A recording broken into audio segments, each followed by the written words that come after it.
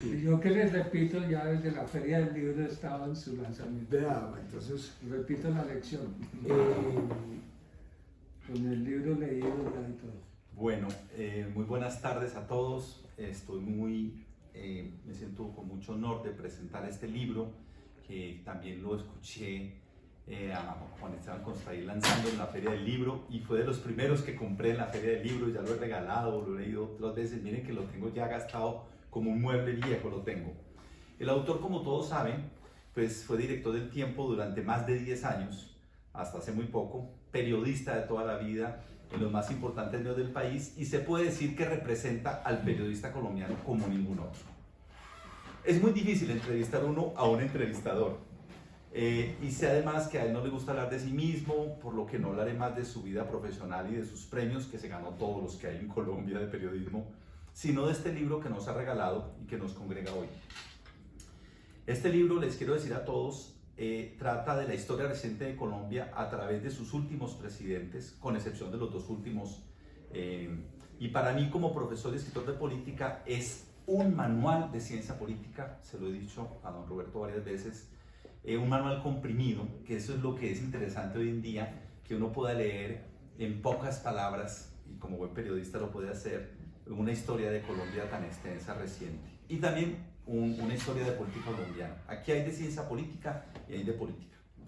La prueba de esto es que desde que se publicó, yo pongo a los estudiantes a leerlo, algunas páginas, no lo pirateo, puede estar tranquila Planeta, pero les pongo a leer algunas páginas, y siempre lo menciono pues en mis conferencias últimamente. A mí lo que más me gustó fue la concisión de periodista. Cuando uno es columnista, no fui del Tiempo, pero sí de otros periódicos, hay un señor que es como el dictador, que le dice a uno que no se pase de tantos caracteres, y eso lo aprende uno como profesor. Y él, como es el experto y era el dictador, entonces lo hace perfectamente. El estilo de la carta fue lo que más me cautivó.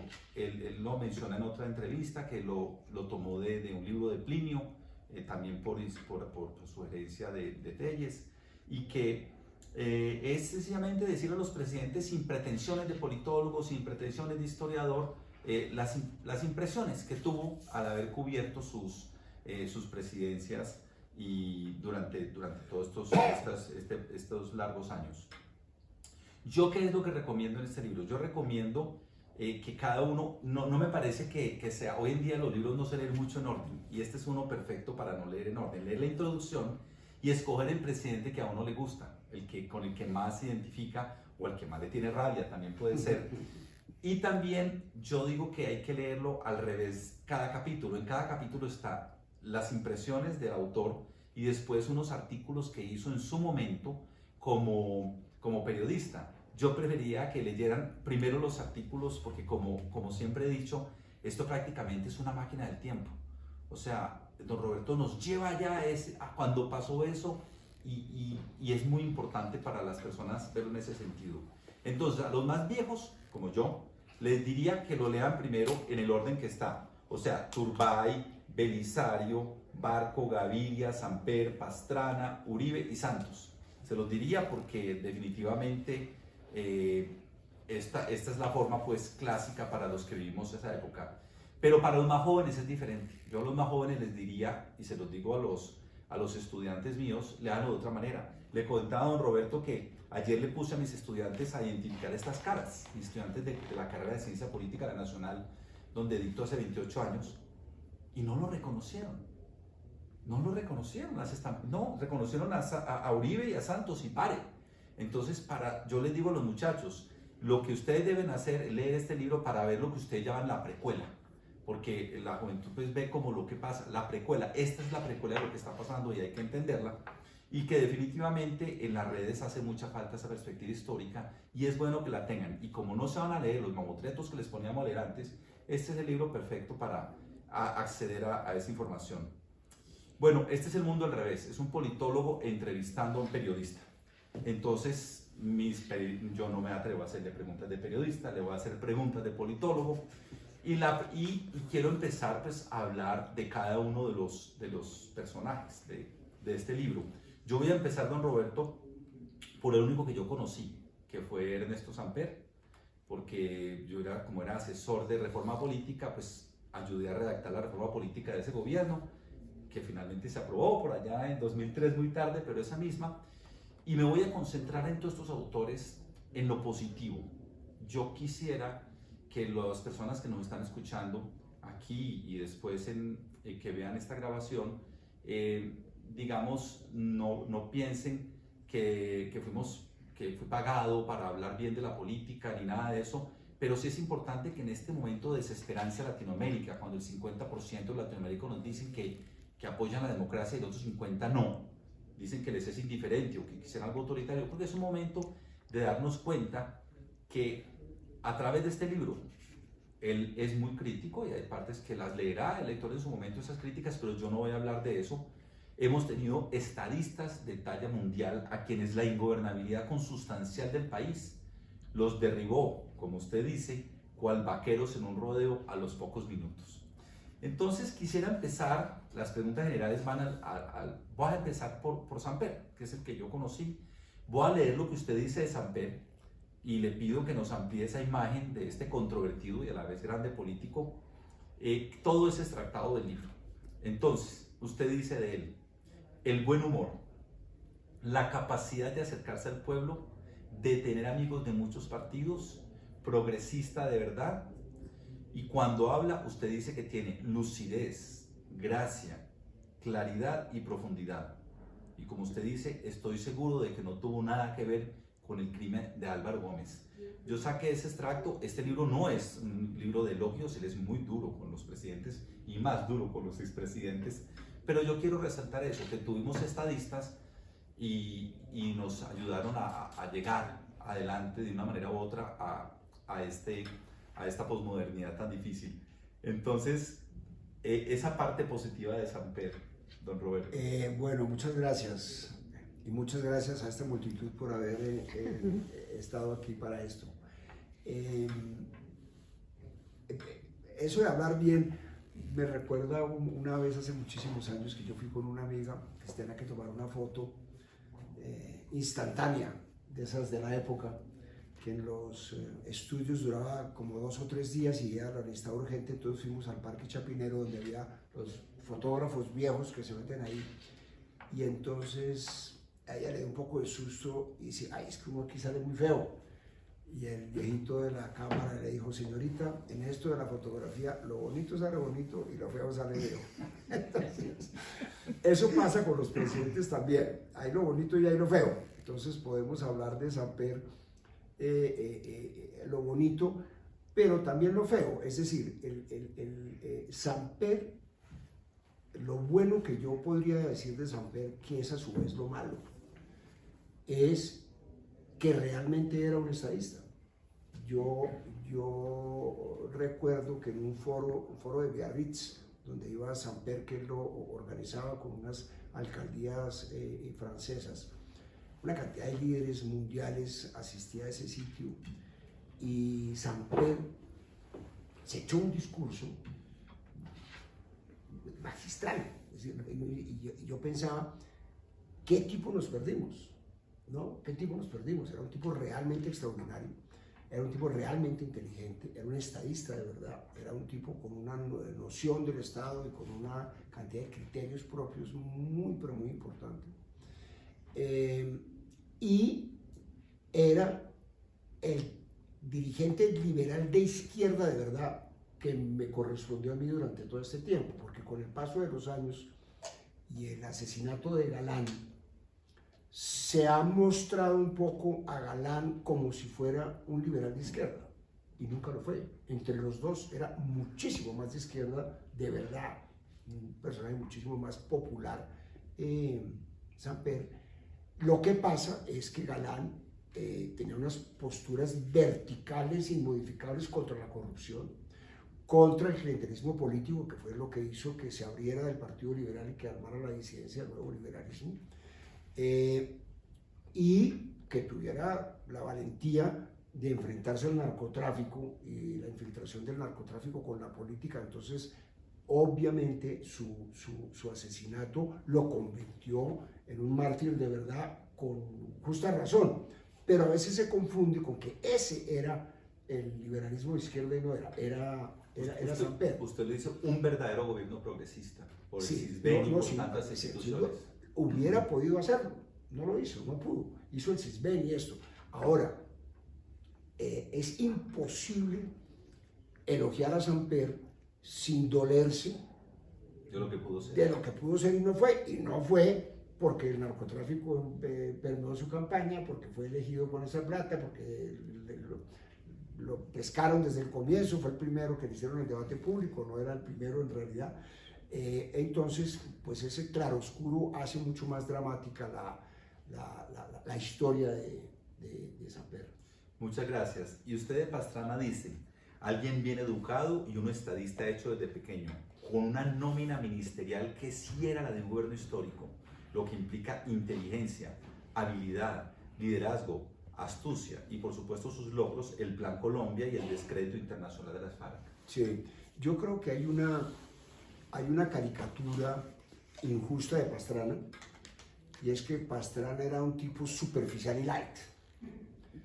Pastrana no era evidentemente un estadista muy profundo, era un hijo de papá, siendo su papá Misael Pastrana y habiéndose criado en el poder y en ese sentido con un gran conocimiento. Un auténtico delfín.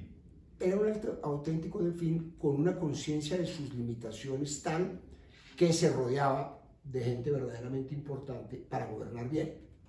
Lo contrario de lo que le pasó a Duque, dicho entre paréntesis, que lo habría podido hacer, habría podido ser consciente de sus limitaciones, de haber hecho un gabinete mucho más sólido de gente que tuviera lo que él no tenía. Pastrana en ese sentido tenía esa claridad. Yo creo que es una claridad heredada de su papá, que se lo sugirió y de alguna manera se lo impuso cuando fue alcalde de Bogotá, que le dijo esto es para gente grande y hay que rodearse. En ese sentido lo hizo bien. El proceso de paz fracasó. Yo creo que cualquier presidente que hubiera hecho un proceso de paz en ese momento lo hubiera fracasado, como fracasó el de Belisario también.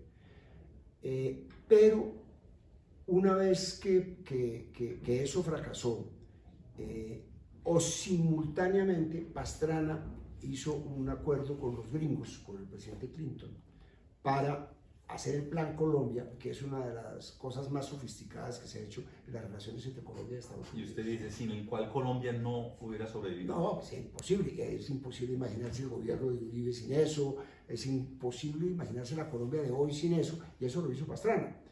Lo curioso es que Pastrana no se quedara ahí desde el punto de vista del discurso particular y se lanzara a la derecha para ser parte de un club de expresidentes de derecha que me parece que no le hace honor a lo que él hizo. Entonces, me parece que caricaturizar a cualquiera es un error, y caricaturizar a Pastrana pues es un error, es una injusticia, es una torpeza analítica, por decirlo de alguna manera. Yo creo que Pastrana, Uribe y Santos son un hilo histórico de evolución del Estado que, si hubieran sido civilizados los tres, habrían podido convertirse en una especie de club de expresidentes que pudieran mostrar de una manera positiva y orgullosa lo que eran y resolvieron pelear entre ellos. ¿Todavía están a tiempo o ya no hay nada No, que no hacer? hay nada que hacer.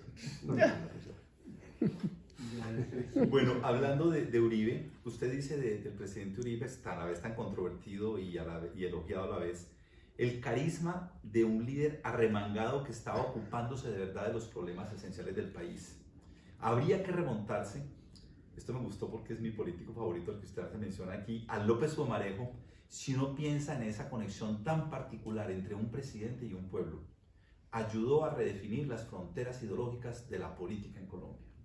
Sí, con el error, digo entre paréntesis, de creer que las fronteras eran con Santos, y no eran con Santos sino con la izquierda. Pero yo sí creo,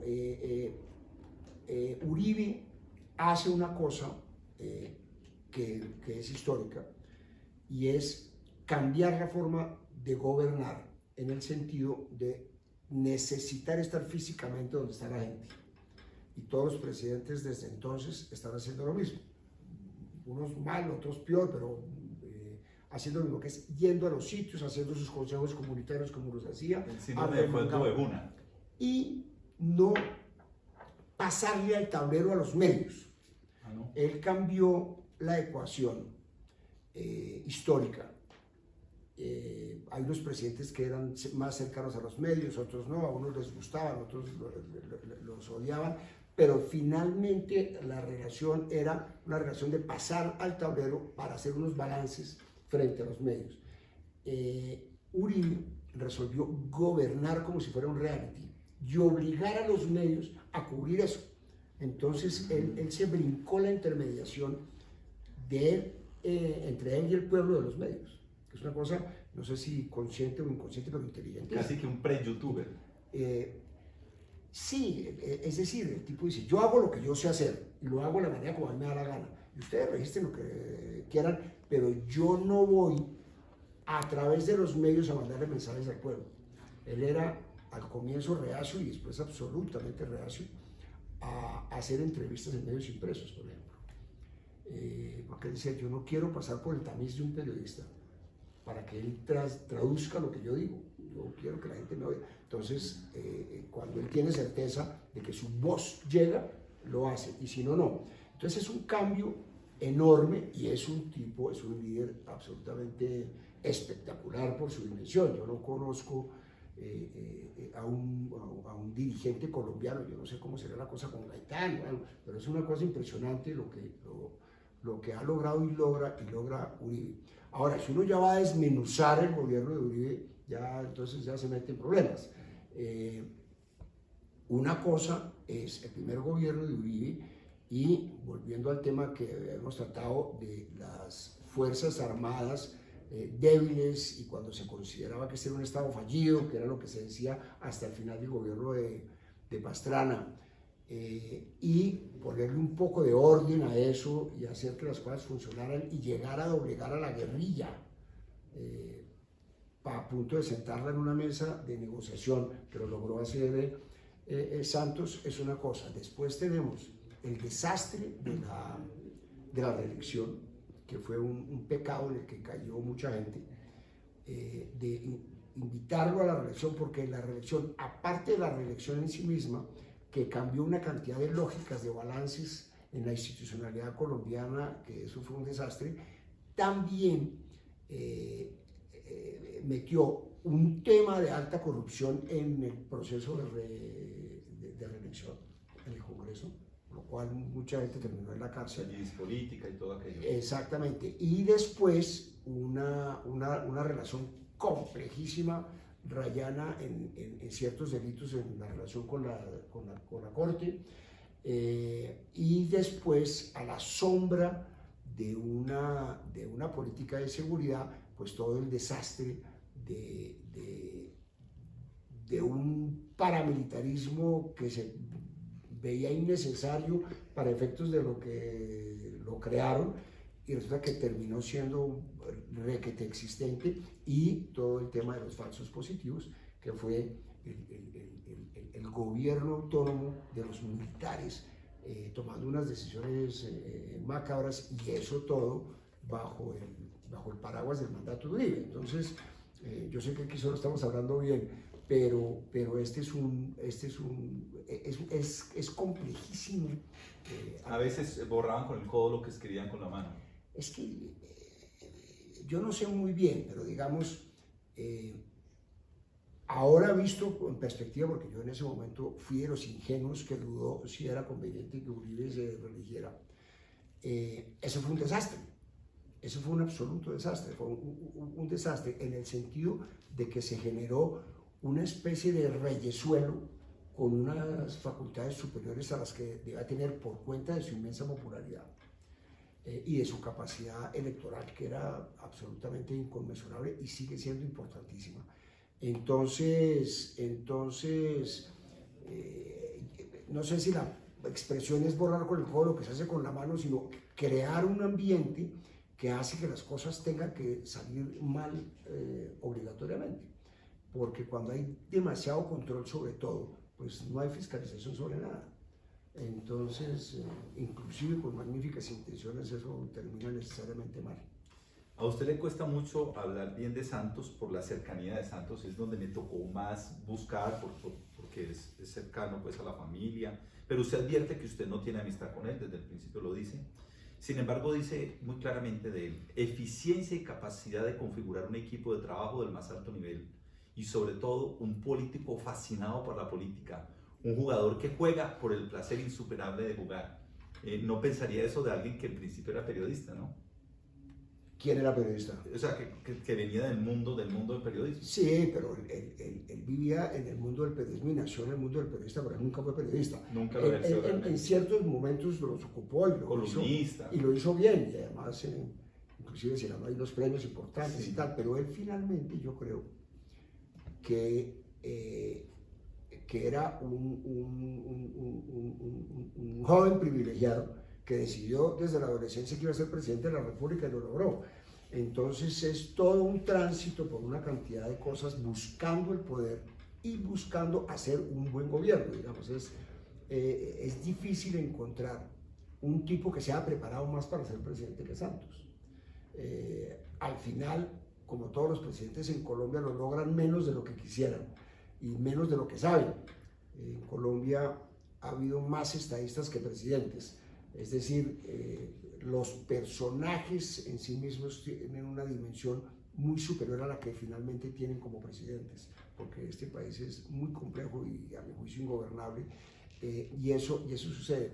Y en el caso de Santos, y visto desde mi perspectiva, mi carrera periodística arranca con un hecho de violencia, que es la toma de la Embajada de República Dominicana por el M-19. Y a lo largo de toda mi carrera, la violencia es lo que nos signó a todos los periodistas de mil maneras, con riesgos, pero sobre todo con el hecho de tener que estar enfrentados a noticias que tienen que ver con la violencia.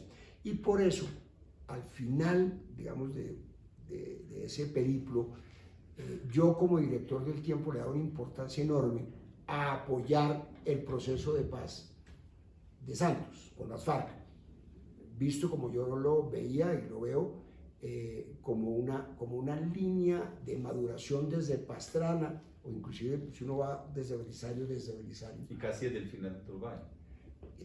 Porque él monta la primera comisión de paz con Carlos Lleras y tal, pero entonces digamos eso para mí tiene una importancia enorme. Entonces, desde el punto de vista periodístico y personal, a lo que más le di importancia yo del gobierno de Santos fue al acuerdo de paz, sabiendo que hay muchísima gente que estaba en contra de eso por mil razones, pues al punto de que el referendo sobre el proceso de paz se perdió, por poquito pero se perdió. Entonces ese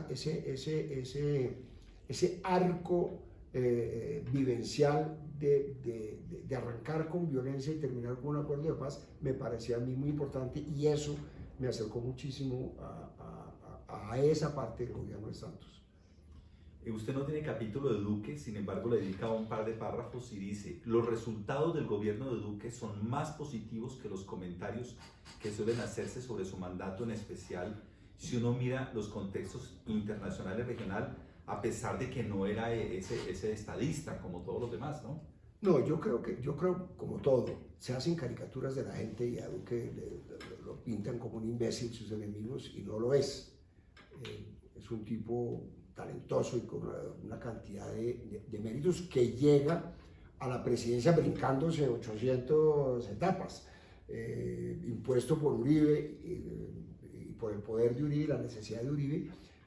Pero si uno mide a los presidentes por los resultados medibles, que son el crecimiento, la disminución de la pobreza, la inflación, los índices de seguridad y de violencia, es un presidente que está dentro del promedio. Lo que no es, a mi juicio, es un estadista, en el sentido de que no es un tipo con el que uno pueda resumir su gobierno en una frase. Así como el uno hizo la paz, el otro la seguridad, el otro el Plan Colombia, a este no hay manera de definirlo, y en ese sentido me parece que no tiene una estatura de estadista, pero me parece que ridiculizar su gobierno tampoco le hace justicia a lo que sucedió en realidad. Bueno, aquí hicimos la primera fila, la segunda fila, que son Samper, Pastrana, Uribe y Santos, sobre todo pensando en las personas no de nuestra edad, sino que les correspondió pues vivir esos, pero vamos entonces a los de la primera fila. Usted de Turbay, que es uno de los que sale mejor librado y además en nuestra época era de los más atacados y caricaturizados, mucho más que cualquiera de los que hemos hablado, dice: su conocimiento de la vida colombiana y del poder del Estado y sus resortes era descomunal, una especie de manual de cómo funciona todo aquí. Así es. Turbay, digamos, a mí me gusta comparar la paradoja de Turbay con Belisario. Turbay, político puro, un político liberal hecho a punta de la manzanilla más menuda,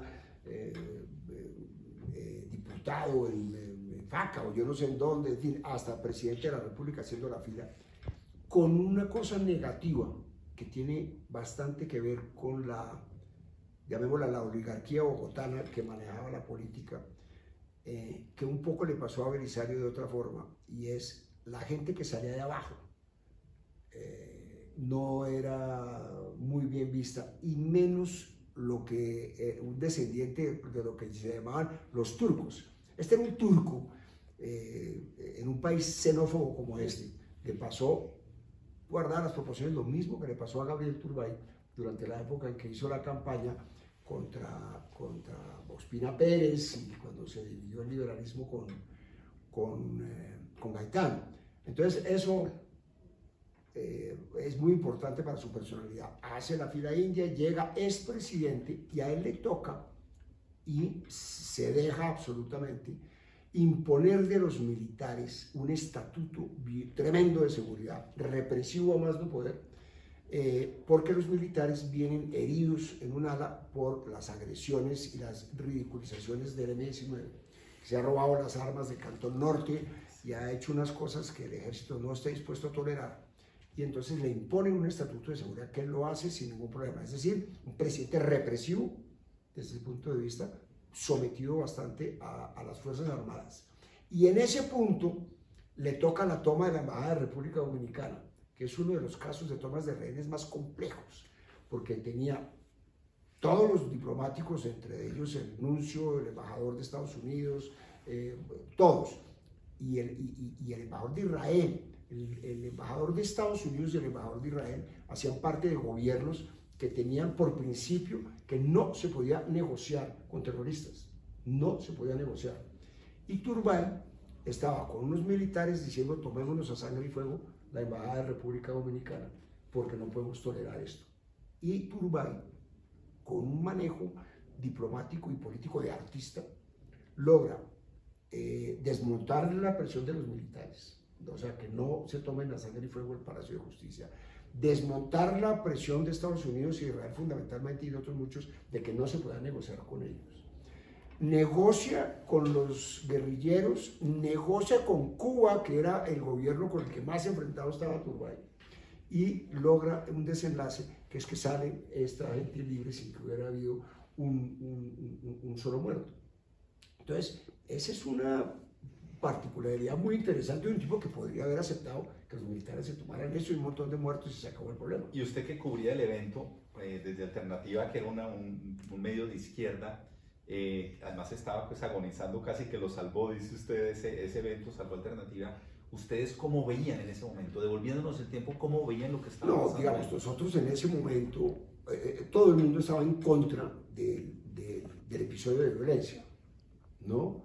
Pero Alternativa era tal vez el medio que trataba con un poquito más benevolencia esa discusión, pero se veía como una locura absurda del M-19 y con una sorpresa el manejo que Turbay hizo de aquello. Y hago la comparación con lo de Belisario para entrar en él. Bueno, y quiero agregar otra cosa de Turbay para hacer el perfil completo. Galán rompe el liberalismo y monta rancho aparte con el nuevo liberalismo en contra de Turbay y de lo que él significaba. El clientelismo, la corrupción política, eso era lo que significaba Turbay. Y se abrió así, y por cuenta de eso, el liberalismo perdió el poder y ganó en su momento Belisario. Y como expresidente y director del Partido Liberal, Turbay llega al acuerdo con Galán y acepta las condiciones que ponía Galán, que era consulta liberal popular y nada de camarillas y de convenciones partidistas, sino una consulta al pueblo para elegir el candidato. Y Turbay lo acepta. Es decir, Turbay, que ha podido decir, abogando en causa propia, yo ¿por qué voy a mamar esto? Y resulta que lo hace, unifica al Partido Liberal, democratiza la selección de candidatos, se hace la consulta popular. Lo que pasa es que Galán muere, lo asesinan en ese proceso y no se termina el proceso, pero el procedimiento sí quedó el mismo. Y al final también él tiene influencia en las negociaciones que se hacen con el M-19. De manera que es una figura de unos claroscuros muy interesantes que vale la pena analizar, y no lo que veíamos en ese momento, que era simplemente un manzanillo represor. Ya que menciona, vamos a Belisario Betancur, usted dice que digamos, fue al revés, había mucha expectativa y no logró ser el conciliador que se buscaba. Sin embargo, usted rescata en este libro que son los muebles viejos, o sea, sobre esos jarrones chinos, dicen en España, que no saben dónde ponerlos a raíz de que Truman dijo eso, que en Estados Unidos los expresidentes eran como unos muebles viejos, y López trajo ese término, aunque como usted mismo dice, aquí no son muebles viejos, sino que están metidos en todas y opinando de todo. El que menos opinó y el más juicioso de todos era Belisario Betancur. Usted dice que es el mejor expresidente, fue el mejor expresidente, pero que ni usted ni él saben finalmente si fue buen presidente o no. Sí, Belisario es un caso muy particular, porque Belisario es, digamos, un godo liberal que, en parte por necesidad, como le pasó a todos los conservadores desde que se perdió la hegemonía conservadora, y es que tenían que borrar un poquito las fronteras del Partido Conservador para poder ganar los votos suficientes para derrotar al liberalismo, que era inderrotable. Recordando que eso pasó en 1934, por eso, hace poco. Por eso, entonces, Belisario logra abrir un poquito la ideología conservadora más cerrera, y al mismo tiempo era un tipo popular, y era un tipo con unas ideas liberales importantes, y era un tipo verdaderamente convencido de que la paz se podía hacer. Es el primer presidente que dice, para odio de los militares, que la violencia tiene unas causas objetivas, y que como la violencia tiene unas causas objetivas, había que hablar en una negociación política con los representantes de la insurgencia, que eran teóricamente los representantes de ese pueblo, o por lo menos los que se decían que eran, y aparte de hacer obviamente cosas para bajar la pobreza, había que negociar con ellos. Entonces él, francamente, se mete en un proceso con las FARC que nunca iba a ir a ninguna parte, porque las FARC estaban poderosísimas, no hay ninguna razón para que hiciera ninguna negociación, lo mismo que cuando Pastrana. Ningún presidente que hubiera ocupado la silla en ese momento se hubiera hecho una negociación con esa guerrilla, porque no había razón alguna para que ellos negociaran. Lo hace en contra de los militares, lo hace de una manera más o menos torpe, porque era la primera vez que se hacía una cosa así, y lo hace con el M-19 después, con una relativa cercanía, y hay unas ayudas que le hace Felipe González en España, y tratan de montar una cosa con el M-19, y se da la paradoja que el pacifista de Belisario termina siendo el protagonista de uno de los hechos más terribles, que es la toma del Palacio de Justicia y la retoma del Palacio de Justicia, tomada por el M-19 y retomada por el ejército, en una cosa espantosa que terminó siendo un lunar histórico terrible para Colombia. Y yo tengo para mí, aunque él nunca lo reconoció, que él en un momento dado no gobernó.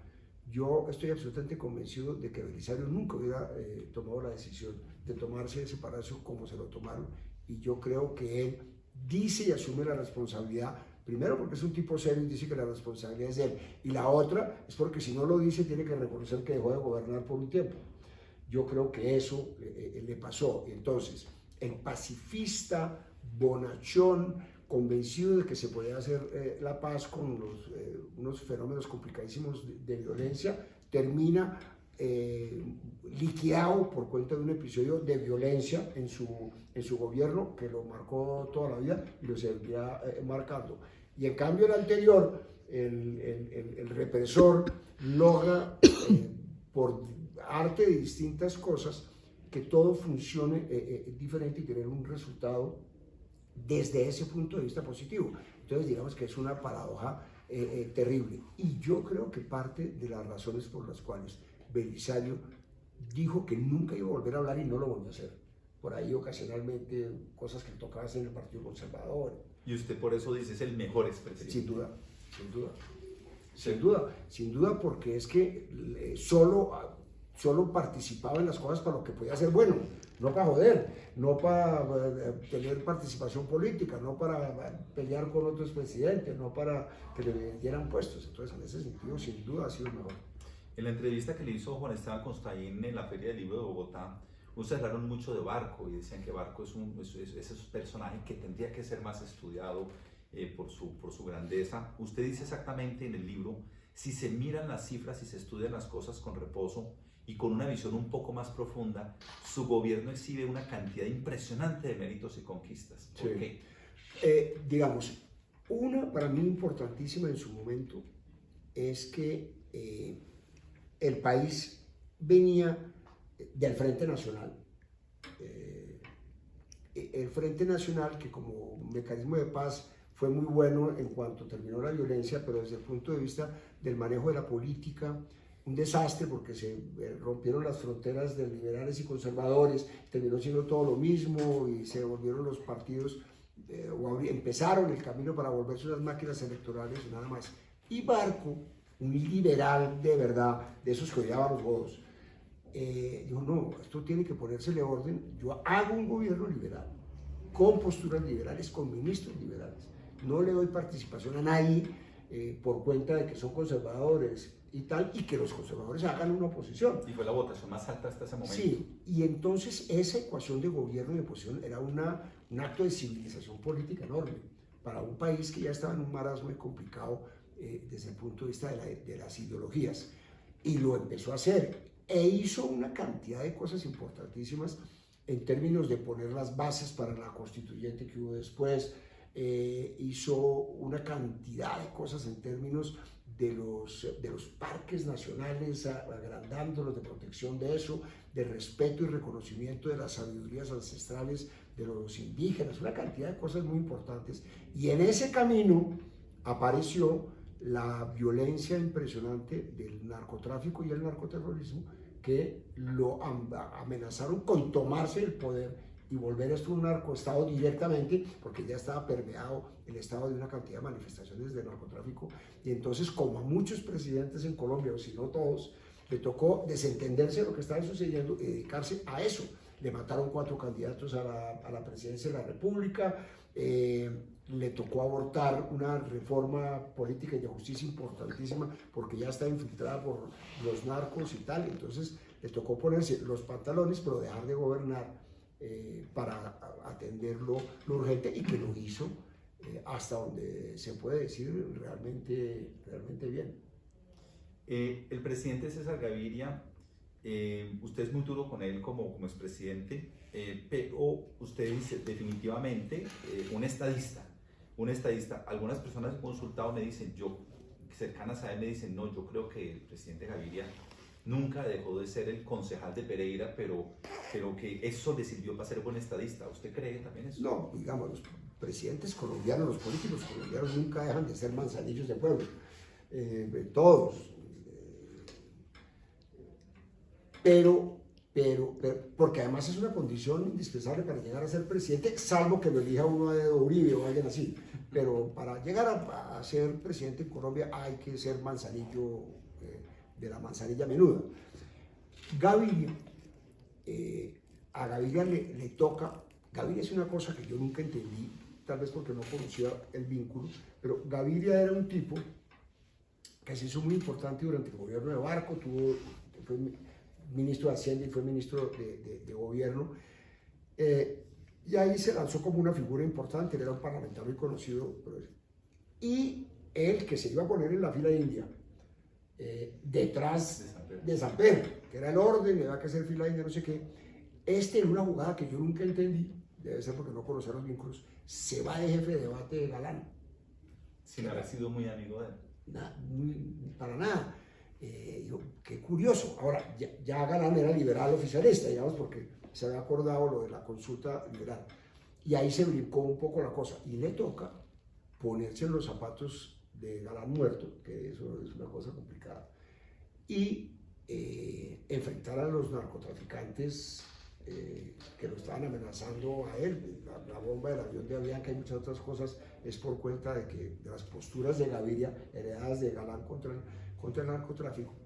Hace la Constitución, que es un tema no menor, mucha gente lo critica y tal, pero eso no es un tema menor, eso cambió por completo la concepción del Estado colombiano, más participativo, en fin, más democrático y con mil cosas y con otras fallas. Y eso es un estadista el que hace eso. Ya venía eso avanzando de Barco, pero el tipo tiene la noción y la fuerza política y los pantalones para hacerlo. Y cuando gobierna, hace una cosa que no es menor, que también se simplifica mucho, que es lo del cambio de la apertura económica. Hay mucha gente que sostiene que eso es el neoliberalismo, que eso es obedecer las órdenes de Washington y punto, pero en ese momento la economía colombiana era una economía proteccionista dedicada a proteger a los grandes capitalistas colombianos. Los grandes oligarcas colombianos que en Medellín o en no sé dónde eran protegidos por el Estado, tenían toda clase de subsidios por un lado y de tributos a sus competencias por el otro, que era una cosa complejísima. Y la apertura que es poner a la economía colombiana a competir con la economía mundial no es un tema menor. No puede discutir si eso estuvo bien o estuvo mal, pero es una actitud que tiene de todas maneras un rompimiento con lo que venía, y eso me parece muy importante. El contraste es que semejante tipo que hace esas cosas está otra vez de Manzanillo de Pereira, volviendo al Partido Liberal, una pequeña máquina de negociar avales y de hacer cosas ahí que realmente no se corresponde con lo que había sido. Entonces, desde ese punto de vista me parece muy triste esta realidad y sobre todo el contraste. A mí me dijo alguien cercano a él que él siempre fue así, digamos, que siempre tuvo esa actitud pues, como de manzanillo estadista, pero que cuando estaba en el poder era muy callado y que ahora ya opina de todo y digamos que ese puede ser el problema. No, esa es una particularidad, yo creo que de viejo, se vuelve más locuaz. No, él siempre fue un tipo muy callado, un tipo muy frío y calculador, un tipo tremendamente analítico. Ahora me parece que está mucho más temperamental y eso, bueno, no sé si que cuando era presidente por obligación tiene que ser más mesurado y no lo sé, pero la diferencia es que el rol que está cumpliendo hoy pues no le da los tobillos a lo que hizo. Y dicen que, por ejemplo, en Turbay eso sí era una cualidad, que escuchaba mucho y que le correspondía a la persona con lo que estaba pensando y que eso no se le ha reconocido a Turbay y que de alguna forma, pues Gaviria en su momento era así. Y cuenta usted que cuando llegaban a Palacio con la noticia de que Escobar se escapó, que Escobar murió, él era sereno, sí, como debe ser según Maquiavelo, un estadista. Sí, es más, la gente que trabajaba con él decía que era más... era sorprendentemente frío en los momentos más absurdos. Bueno, yo soy politólogo y Planeta me ha pedido que le haga esta entrevista en parte porque saqué este libro que se llama Democracia para Extraterrestres, ahora con el sello Ariel, y le voy a hacer preguntas de politólogo, las que yo haría como en mi canal también se llama así, Democracia para Extraterrestres. Voy a usar autores. El tema de la eficacia política. Hay un autor que se llama Eckstein, que dice cómo se mide la gobernabilidad. Y el error de los ciudadanos es medir la gobernabilidad por los resultados. La gobernabilidad es se mide de la siguiente manera, dice este autor.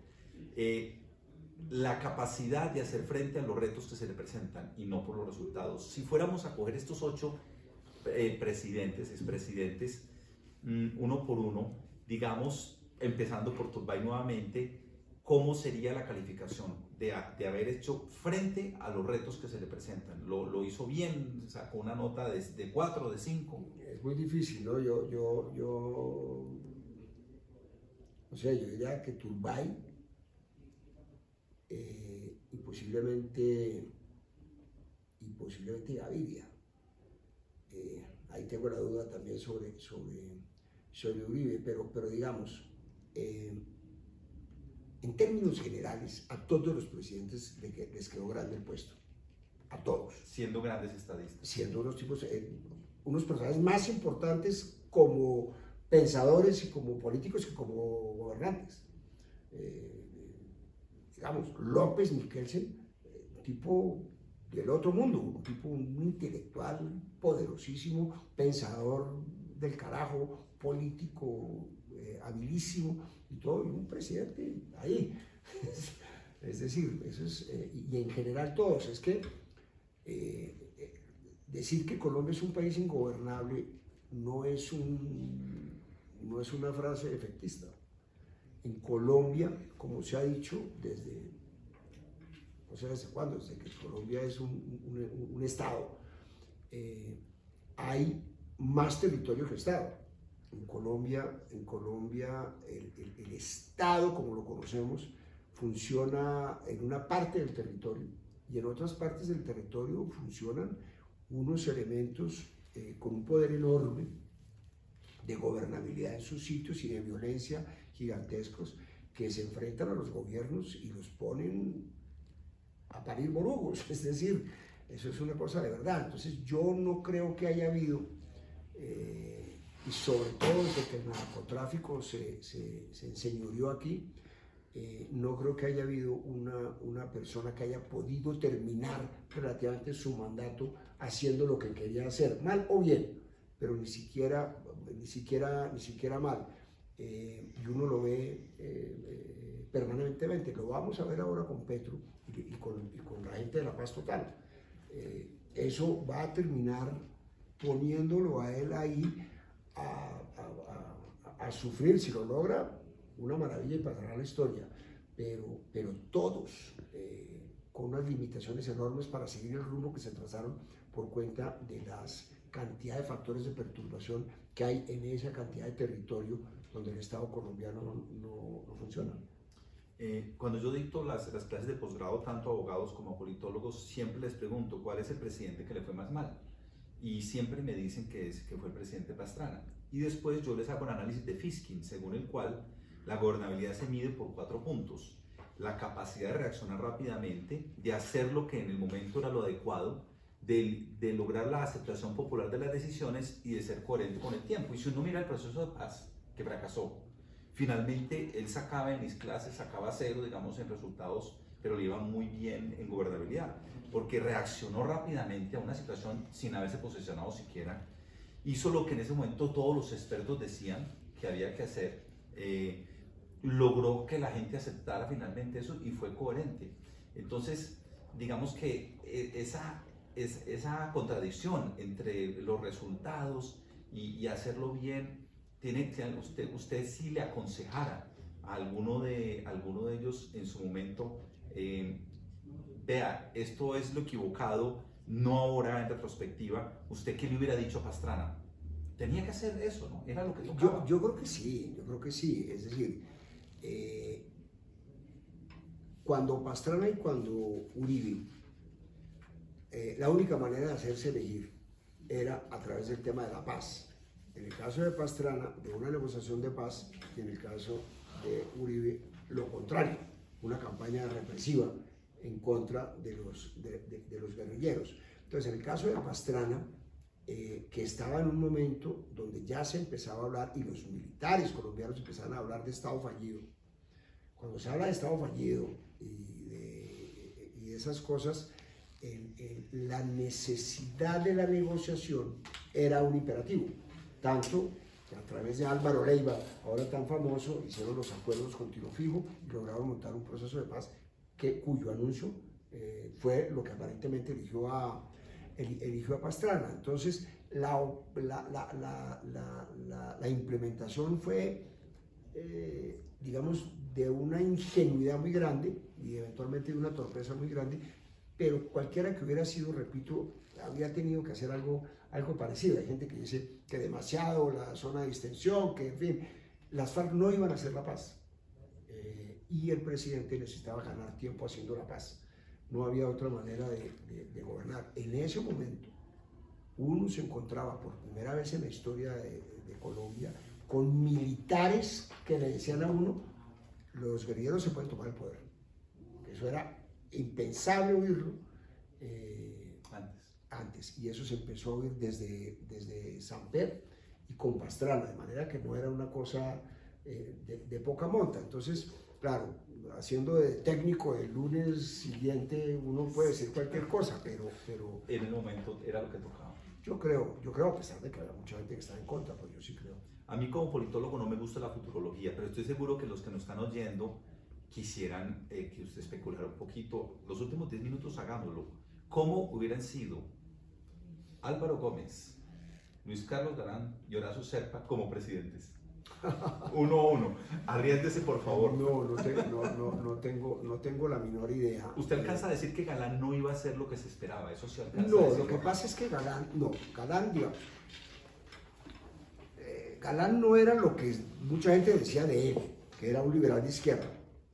Galán era un tipo de la escuela de Carlos Lleras que tenía un conocimiento del Estado muy grande y tenía una noción de la democracia muy interesante sobre la base de la eficiencia del Estado en el funcionamiento, entre otras cosas, de los servicios públicos.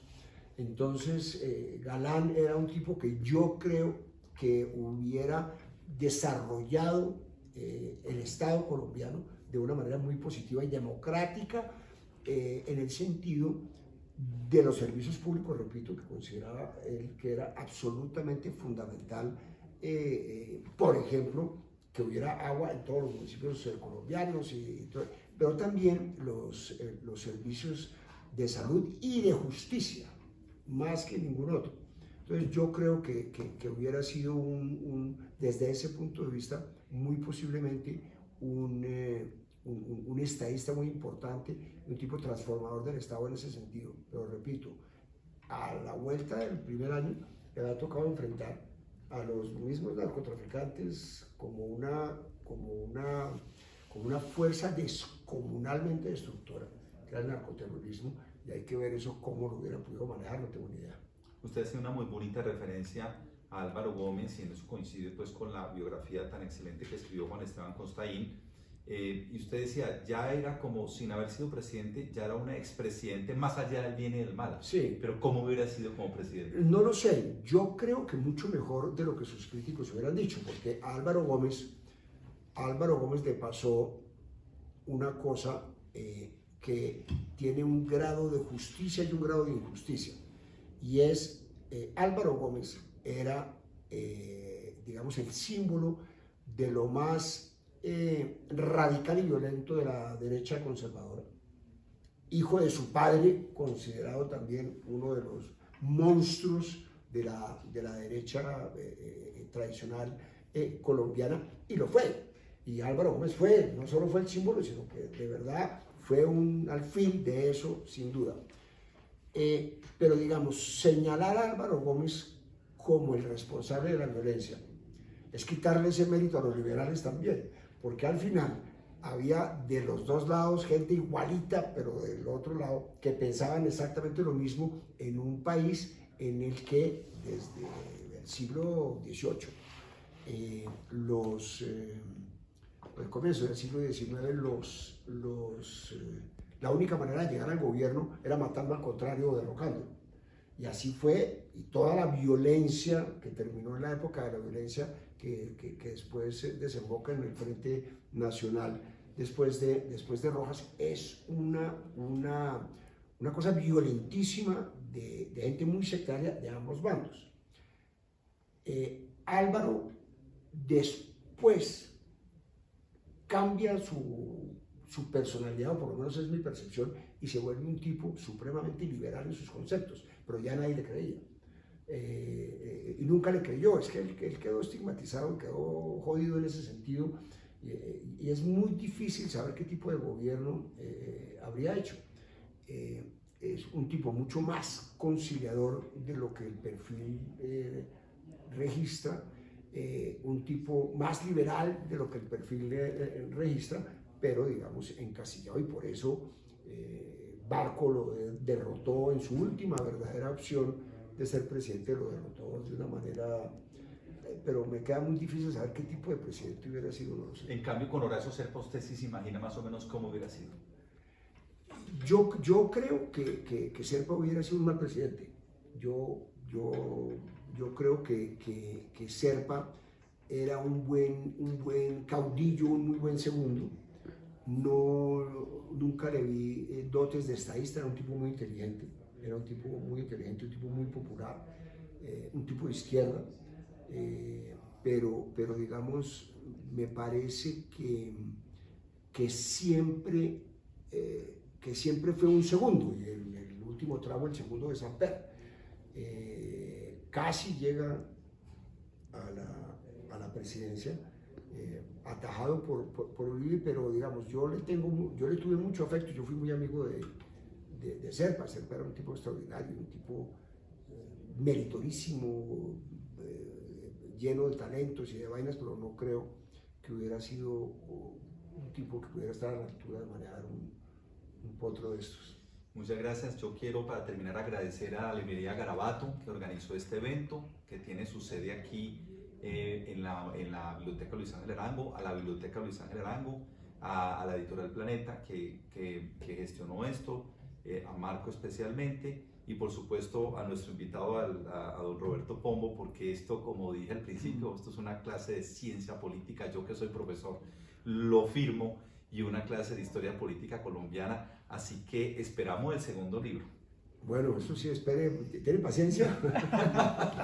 Y a todos los asistentes, muchísimas hacer gracias. unas preguntas? Sí, claro. Sí, muchas gracias. Aquí dentro de la familiaridad, inquietudes que me han quedado y en otras que he coincidido con usted. Hay un punto de Ernesto Samper en que si logró desquitarse o vengarse de Pastrana acabando con el UPAC, porque con la forma como él aumentó los intereses, yo comencé con UPAC y muy bueno era el pago, pero llegó Samper y eso se multiplicó y terminó con las viviendas, y obviamente el desprestigiado fue Llorente y Pastrana. Sí, no lo sé, no sé si lo hizo por venganza, pero sí creo que todo lo que hubiera podido hacer Samper para vengarse de Pastrana lo hubiera hecho, porque no hay nada que Samper odie más que a Pastrana. Lo considera el factor de su desgracia.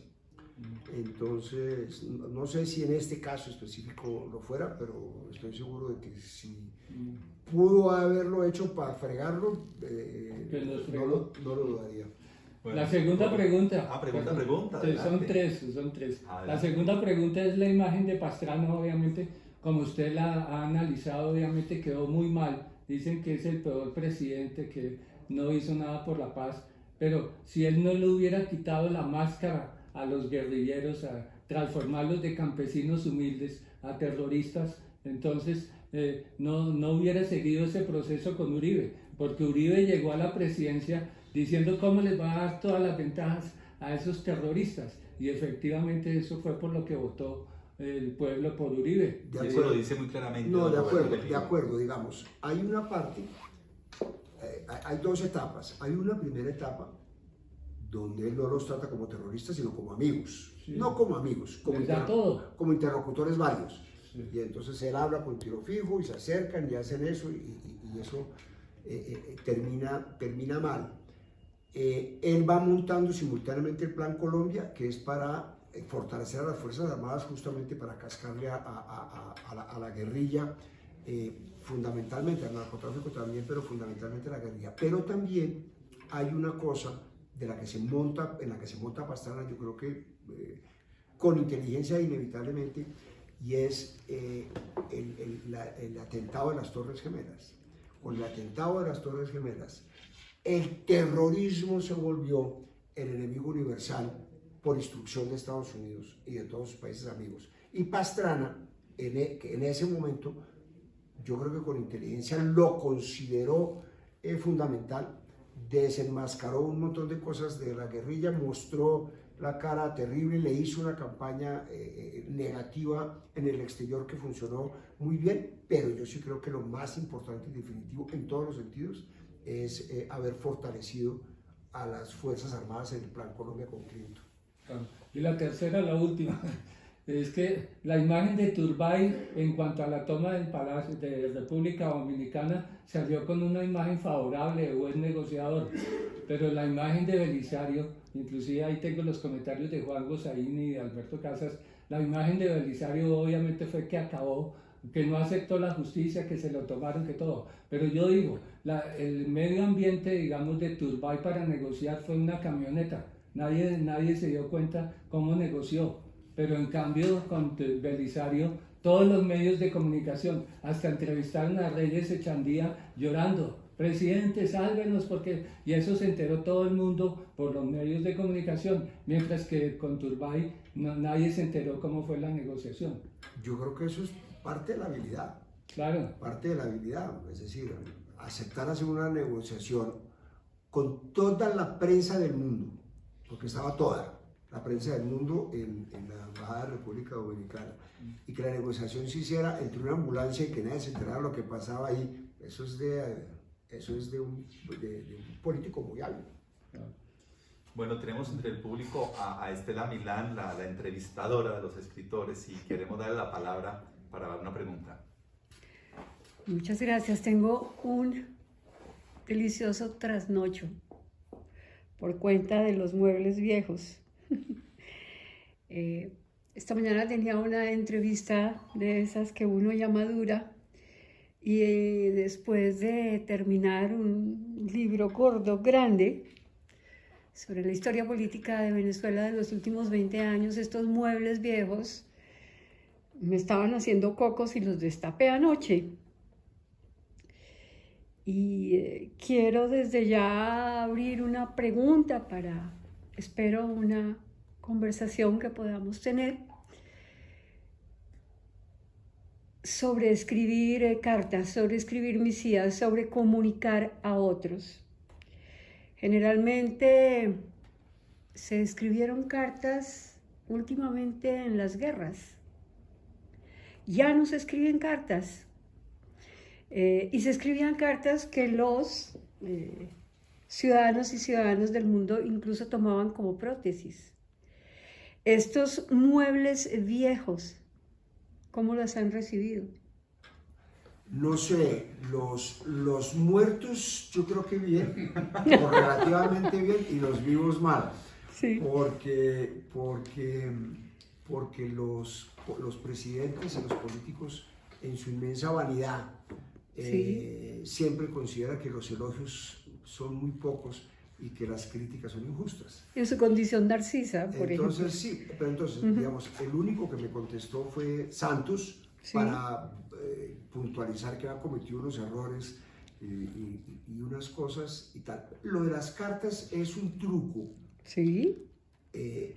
irresponsable de parte mía. A mí me venía diciendo de Cartelles que escribiera este libro, y a mí me da pereza porque requería una cantidad de condiciones de historiador y de investigación que yo no quería hacer, y yo no quería que este fuera un libro de historia. Entonces, por eso le dije siempre que no. Y en un momento dado acordamos copiarnos de una cosa que hizo Plinio Polello Mendoza, que fue escribirle unas cartas, supuestas cartas a unos presidentes, y eso sí me gustó por dos razones. Uno, porque me daba la suficiente irresponsabilidad, es decir, que no tengo que responder por nada, porque no tengo que ser historiador, tengo que, si acaso, tener cuidado con fechas y eso. Sin cita zapa. Y lo otro es que yo podía simplemente decir de qué fui testigo y qué me pareció. Y eso es un acto individual. ¿Y qué opina? A través de una carta se puede hacer. Entonces, yo opino, por supuesto, todo. Claro. Esto es un libro de opinión. Sí. Sin lugar a dudas, que cada cual lo leerá como le parezca. Este es lo que yo pensé y pienso de los presidentes, por eso me tomé un poquito el trabajo de traer cosas que había escrito en su momento, también inclusive para hacer las diferencias, pero la cosa epistolar fue lo que me salvó de hacer una cosa con una relativa comodidad y, repito, con una cierta irresponsabilidad. Gracias. Bueno. Y tenemos una última pregunta. Una última pregunta. Cuando mencionó al presidente Duque, dijo que no hay nada en particular que lo distingue. Que yo diría que por pura chiripa ciertas cosas le salieron bien. A mí lo distingue su gol de hacer trizas la paz.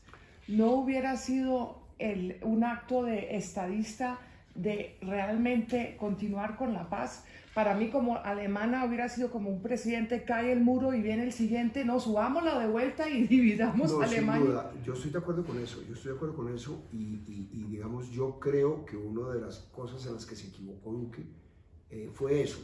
Trato de entenderlo porque la verdad es que no veo muy bien por qué un tipo como él, porque es que Duque no es el clásico tipo de derecha.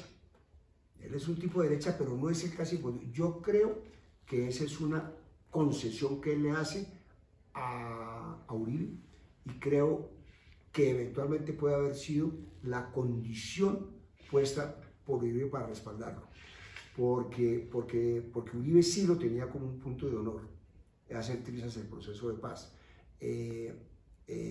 Duque lo hace, pero lo hace de una manera ambigua, porque primero trata de hacer una cosa que no lo logra, porque había que hacer una reforma constitucional fuertísima para poder desmontar eso, pero también hace otra cosa muy bien hecha, es decir, el comisionado de paz de Duque, Archina,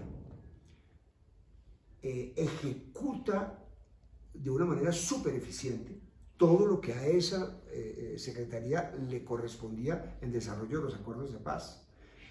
La protección de los tipos en las zonas exclusivas de eso, la financiación, montar procesos productivos. Es decir, sí me parece que hay una torpeza general alrededor, pero no me parece que lo haya logrado, y sí creo que se equivocó. Pero hay esa especie de esquizofrenia, y el comisionado de paz en su balance dice con razón que él hizo mucho más por el desarrollo del proceso de paz que el gobierno de Santos. Entonces esa es una paradoja interesante. Y ahora, ¿cómo es la última pregunta y nos vamos? ¿Cómo el gobierno de Petro le está entregando? No, muy bien. No, ¿le está entregando el país a la guerrilla o con ese debilitamiento del ejército? Esperemos que sea mueble viejo, ¿no? No lo sé, esperemos a ver, digamos,